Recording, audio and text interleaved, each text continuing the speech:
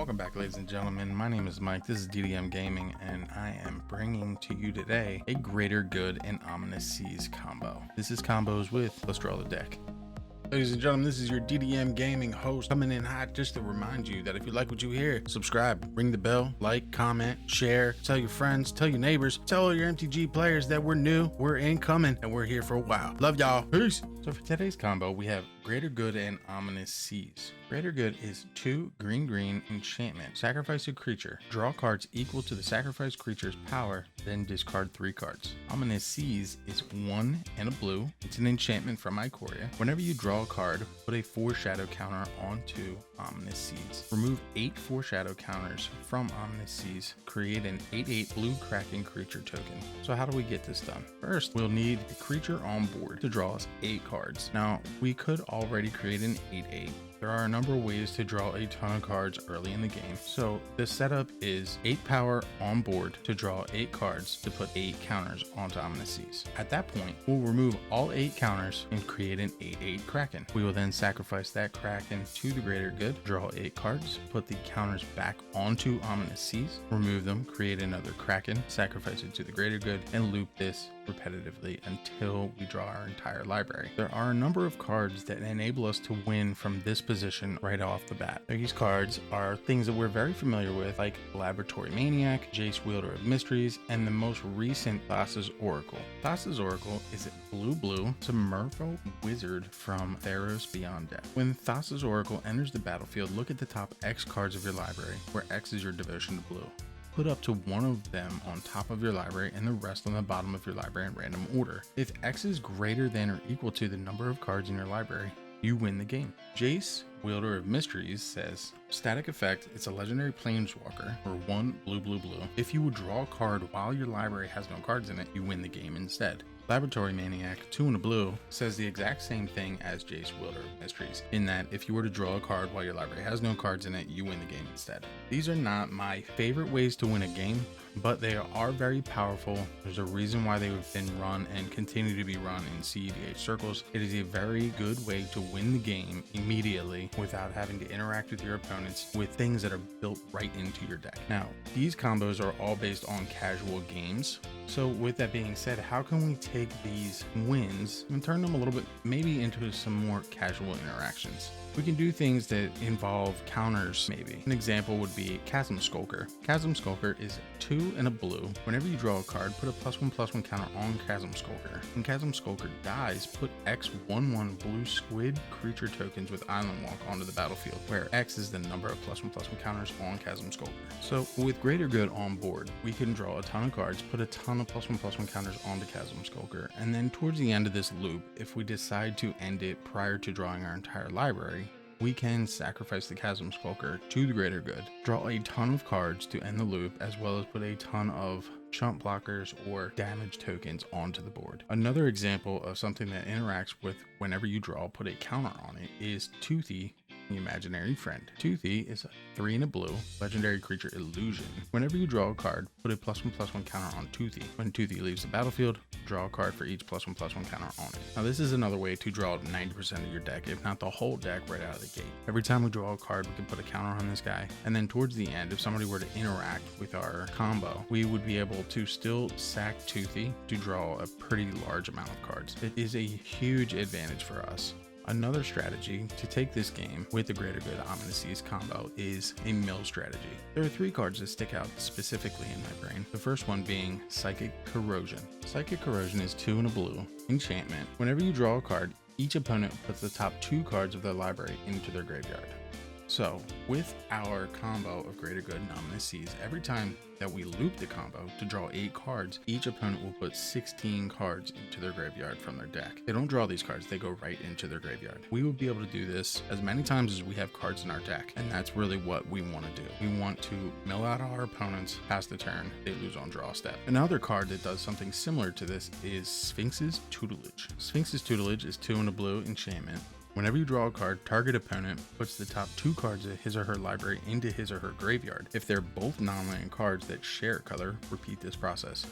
Sphinx's tutelage has the ability to mill out a ton of cards in response to your greater good trigger. Now, you may just draw a card and they may just mill 2, but you also may draw a card and they may mill 2, 4, 6, 8, 10, 12 cards off of that, in which case you can mill somebody out very quickly with its Sphinx's tutelage. Another smaller, a bit more casual answer to this is something like Jace's Erasure. Jace's Erasure is whenever you draw a card, you may have target player put the top card of his or her library into his or her graveyard. Now, the only reason why I include this one is because it says target player. So what you could do here is ultimately mill your library out twice as fast to get those wins off Thassa's Oracle or Jace Wielder of Mysteries, etc., etc.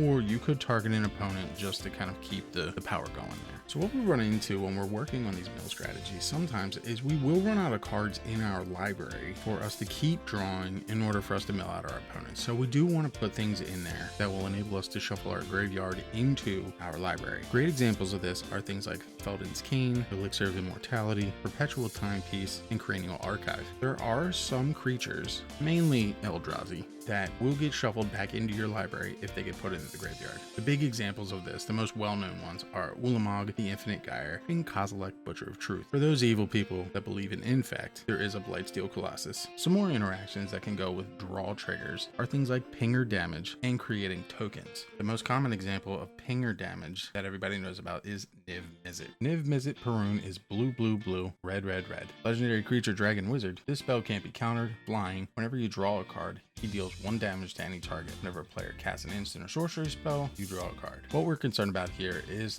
the damage that we're going to be doing. So we want to deal 1 damage to any target. We're going to be drawing our entire library. We can then shuffle our graveyard into our library so that we can keep doing this an infinite number of times to do an infinite number of damage using Niv Mizzet Perun.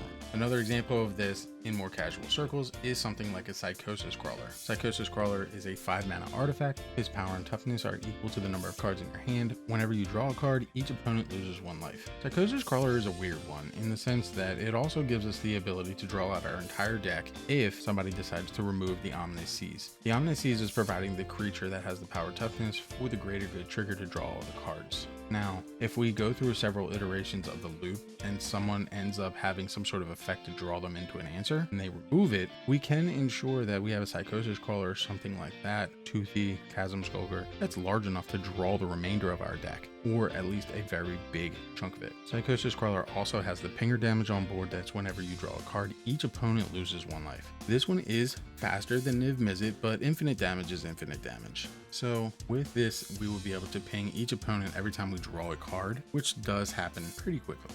Some token interactions that we have, Chasm Skulker, which we already talked about, that gives us our 1/1 squid tokens when it dies, and the very popular Locust God. Locust God is 4 blue-red, legendary creature god. Flying, whenever you draw a card, create a 1/1 blue and red insect creature token with flying and haste. It does have a draw and discard, and it also has the god clause of return it to its owner hand at the beginning of next end step if it dies. But the big important interaction for us is whenever we draw a card, we create that insect. Locust God is known for being a wheel deck where we just spin the wheel consistently. We're always dropping our hand and then drawing more cards in, recycling out our graveyard in order for us to keep the wheel going, creating infinite bugs, and then eventually flying in for damage. We can do this exact same interaction. Now there is red in this combo, so you would have to run it in a teamer deck, but don't worry, we have an answer for that as well. So with all these things that we're talking about here, mill strategies, counters to draw decks, big huge creatures, token overruns, pinger damage, what are some commanders that we can use for this? I've picked out 3 big ones here. They're all ones that I have run individually or have an interest in brewing in the upcoming C27. The first one is Sidisi Brood Tyrant. Sidisi says whenever she enters the battlefield or attacks, put the top 3 cards of your library into your graveyard. Whenever 1 or more creature cards are put into your graveyard from your library, put a 2/2 black zombie creature token onto the battlefield. Now, she is here for colors more than anything. She's a fantastic commander. She is extremely powerful. The colors do seem to work quite well with Greater Good and Ominous Seas. Having black gives us access to decent rituals. It gives us access to a lot of tutor cards. It gives us access to life as a resource type cards. Greater Good and Ominous Seas, we would have very little trouble getting them on board, and it just gives us a very fun power color combo. Muldrotha of the Gravetide is the exact same way, and then it gives us the black, but it also enables us to play the things that we discard. The one from C20 that I'm very interested in is Xyrus the Writhing Storm. 2 green, blue, red. Whenever an opponent draws a card, except for the first one they draw on each of their draw steps, create a 1/1 green snake creature token. Whenever Xyrus the Writhing Storm deals combat damage to a player, you and that player each draw that many cards. This commander enables us to do some damage if we've drawn our entire library, but somebody's removed our win con, or has time stopped us, or stifled a trigger, or something like that. It does gives us the ability to kind of swing in, deal some damage, and get that draw trigger that we're looking for. It also gives us the chance to maybe draw some more cards if somebody decided to end the combo before we could get maximum value out of it. Xyrus is a very interesting card. I'm very curious to see how people build it. Maybe we'll even do a deck tech on it. This combo of Greater Good and Ominous Seas is a fantastic casual combo. It's a 6 mana combo in and of itself, but it does require a little bit of setup. It is very interactable. So from a power level perspective, I'm going to put it at about a 7. I do think it'd be a ton of fun to resolve. I also think that it can win a ton of games if done correctly and protected using valuable counter spells, as well as things that make your stuff indestructible, etc. If you guys like what you hear today, don't forget to sub the channel, ring the bell. We do a deck tag every week, as well as a combos with video. I hope you enjoyed the episode as much as we did, and we will see you next week. And as always, enjoy your games. Peace.